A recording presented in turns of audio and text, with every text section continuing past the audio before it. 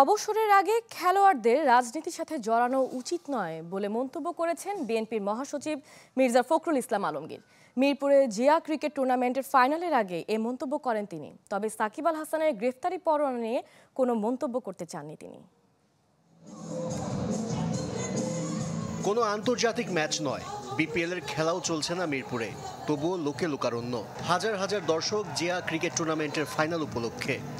অবশ্য যতটা না দর্শক, তার চেয়ে বেশি রাজনৈতিক কর্মীদেরই দেখা গেল। 4 ছক্কা রান আউটের উদযাপনের চাইতে রাজনৈতিক স্লোগানেই মুখরিত হোম অব ক্রিকেট। সন্ধ্যার পর প্রধান অতিথি হিসেবে হাজির বিএনপি মহাসচিব মির্জা ফখরুল ইসলাম আলমগীর। কত বছর পর মিরপুর স্টেডিয়ামে এসেছেন তা মনেও করতে পারলেন না তিনি। বহু আগে, আমার ঠিক ইয়ারটা মনে নেই, সম্ভবত 91 সালে আমি বোর্ডের মেম্বার হয়েছিলাম এবং সেই টার্মটা ছিলাম বোর্ডের মেম্বার। ব্রেকফাস্ট, টিফিন কিংবা স্ন্যাক টাইমে মজাদার আয়োজন মানে অল টাইম ব্রেড। খেলোয়াড়ি জীবনে রাজনীতির সাথে জড়িয়ে যাচ্ছেন অনেকে। মাশরাফি বিন মুর্তজা আর সাকিব আল হাসান বড় উদাহরণ।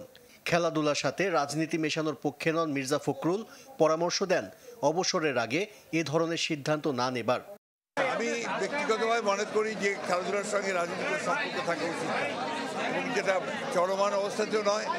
ভবিষ্যতে যারা খেলা ছেড়ে দেবেন তারা রাজনীতি যেতেই পারেন, এটা তাদের অধিকার। তবে এটা ব্যক্তিগত ব্যাপার আমি মনে করি এবং এই অধিকার মানুষের সকলেরই থাকা উচিত।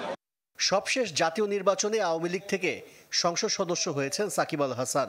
5 আগস্টের ছাত্র জনতার অভ্যুত্থানের পর আর দেশে ফিরতে পারেননি নাম্বার 75।